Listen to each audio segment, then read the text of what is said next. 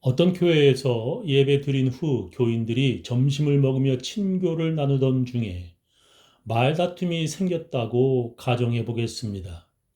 그 중에 한 명이 식사를 다 끝내지도 않고 나가버렸을 때 남은 사람들의 마음은 어떨까요? 아마 다들 마음이 상할 것입니다. 남아있던 사람들 어느 누구도 기분 좋은 사람은 없을 것입니다. 그리고 다음 주일에 그가 다시 교회에 나올까 다들 걱정을 할 것입니다.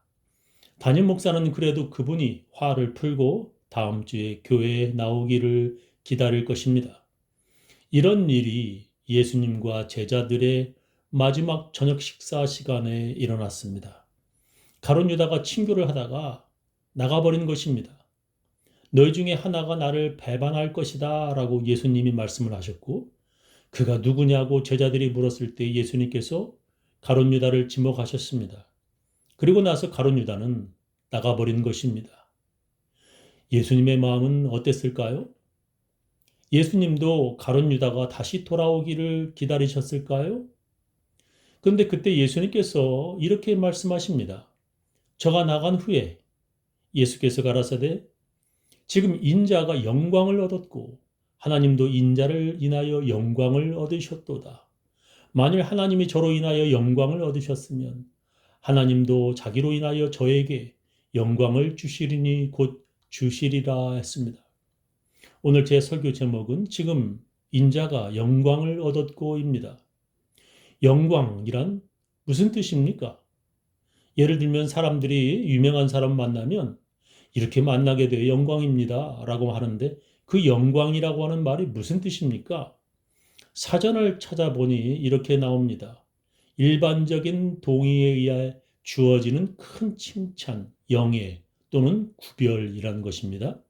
명예, 명성, 감탄의 원천이 되는 것이라는 것입니다. 당신을 만나게 된 것이 영광, 즉 명예롭고 감탄이 된다는 것입니다. 쉽게 말해서 영광이란 사람들이 아주 명예롭다고 감탄하는 것입니다.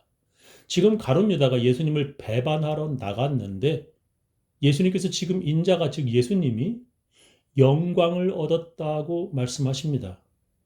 그리고 하나님도 인자를 인하여 즉 예수님을 인하여 영광을 얻으셨다는 것입니다. 그러니까 가룟 유다의 배신이 도리어 예수님에게 영광이 되었다는 것입니다. 그리고 그 영광으로 인하여 하나님께서도 영광을 얻으셨다는 것입니다. 가룟 유다의 배신으로 이제 곧 예수님은 체포되시고 내일 아침에 로마 총독 빌라도에게 끌려가 채찍을 맞고 십자가에 죽게 되실 것입니다. 그런데 그것으로 예수님께는 영광이 되었고 자기 자신을 인하여 하나님도 영광을 얻으셨도다라고 말씀하시는 것입니다. 저는 이 부분을 읽으면서 정말 놀랐습니다. 예수님께서 가룟 유다의 배신으로 인하여 예수님이 죽게 되실 것을 모르시는가? 아니, 성경은 예수님이 다 아셨다고 기록합니다. 그때가 아직 오지 않았다고 말씀하시면서 어찌 보면 예수님은 그때를 기다리고 계셨고 또한 그때를 준비하시고 계셨습니다. 이제 자기가 죽을 때가 왔다는 것입니다. 바로 그 죽음이 영광스러운 것이고 자기의 죽음으로 인하여 하나님께서도 영광을 얻으실 것이라는 것입니다. 예수님은 다른 사람이 아니라 제자인 가룟 유다의 배신으로 자신이 체포되는 것이 가슴 아프셨을 것입니다. 그에게 아무리 경고해도 듣지 않는 그의 얼굴을 예수님은 보기가 퍽이나 힘드셨을 것입니다. 그리고 더 고통스러운 것은 로마 군인들에게 채찍을 맞아 살점이 떨어져 나가고 피를 흘리는 것입니다. 그리고 그 무거운 십자가를 지고 언덕에 올라가 손과 발에 못 박혀 십자가에 죽는 죽음이 너무나 고통스러울 것입니다. 그것을 모른다고 하면 그래도 좀 이해가 되지만 예수님이 다 알면서 그것을 영광이라고 말씀하시는 것입니다. 여기에서 예수님께서 우리들에게 말씀하시고자 하시는 것이 무엇입니까? 그것은 우리의 고통스러운 고난과 괴로움이 하나님께서 우리들에게 주시는 것이라면 그것이 바로 영광이 될 수 있다는 것입니다. 하나님께서 허락하신 고난이라면 그것은 고통스러운 것으로 끝나는 것이 아니라 영광이 된다는 것입니다. 예를 들면 야곱의 아들 요셉이 형들에게 미움을 받아 이집트 노예로 팔려갔습니다. 노예로서 그 당시에 받는 잔인한 대우와 모멸감 그리고 거짓된 증언으로 그는 억울하게 감옥에 들어가게 됩니다.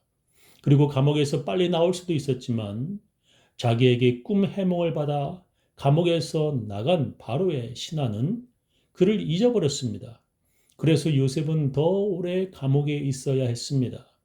그리고 나서 바로의 이상한 꿈을 해몽하기 위한 사람을 찾을 때 비로소 그 바로의 신하는 요셉을 기억해냅니다. 그리고 그는 감옥에서 나와서 바로의 꿈을 해석해주고 마침내 이집트의 총리가 되었습니다. 그리고 그의 가족들을 구원하는 영광스러운 사람이 되었습니다. 이렇게 하나님께서 허락한 고난은 그냥 고통으로 끝나는 것이 아니라 나중에 영광이 된다는 것입니다. 하나님께서 주시는 그 고난을 순종하는 마음으로 기쁘게 받으면 그것을 하나님께서 영광이 되게 하신다는 것입니다. 그리고 십자가에 죽는다 하더라도 하나님께서 다시 살릴 것을 믿음으로 하나님의 능력을 나타내는 영광이 되는 것입니다. 아브라함은 그렇게 자기 아들 이삭을 바치라고 하나님께서 고통스러운 명령을 그에게 내리셨을 때 그는 순종하였습니다. 그는 하나님이 자기 아들을 죽이신다고 하더라도 다시 살리실 것을 믿었습니다. 그런 순종하는 마음으로 고난을 기쁘게 받으면 하나님께서 그것을 단지 죽음으로 끝나는 것이 아니라 모든 사람을 구원하는 큰 영광이 되게 하시는 것입니다. 예수님은 그렇게 가룟 유다의 배신이 자기에게 영광이 될 것을 믿으신 것입니다. 그리고 나서 예수님은 제자들에게 이렇게 말씀하십니다. 새 계명을 너희에게 주노니 서로 사랑하라. 내가 너희를 사랑한 것 같이 너희도 서로 사랑하라. 너희가 서로 사랑하면 이로써 모든 사람이 너희가 내 제자인 줄 알리라 하셨습니다. 서로 사랑하라는 것입니다. 어떻게? 내가 너희를 사랑한 것 같이 너희도 서로 사랑하라는 것입니다. 그렇게 사랑하면 사람들이 너희가 예수님의 제자인 줄 알리라 예수님은 말씀하셨습니다. 사랑이 무엇인가요? 진정한 사랑이 무엇인지 알려면 하나님께서 어떻게 사랑하셨는지 살펴보면 알 수 있습니다. 왜냐하면 하나님은 사랑이시기 때문입니다. 하나님의 사랑은 용서입니다. 예수님의 십자가의 죽으심으로 모든 사람의 죄를 용서하신 하나님의 사랑입니다.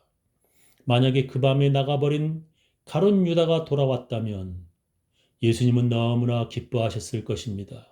아니 그 밤이 아니더라도 그 다음날 예수님의 십자가 밑에 나와 무릎 꿇고 눈물 흘리며 회개하였더라도 예수님은 그를 용서하셨을 것입니다.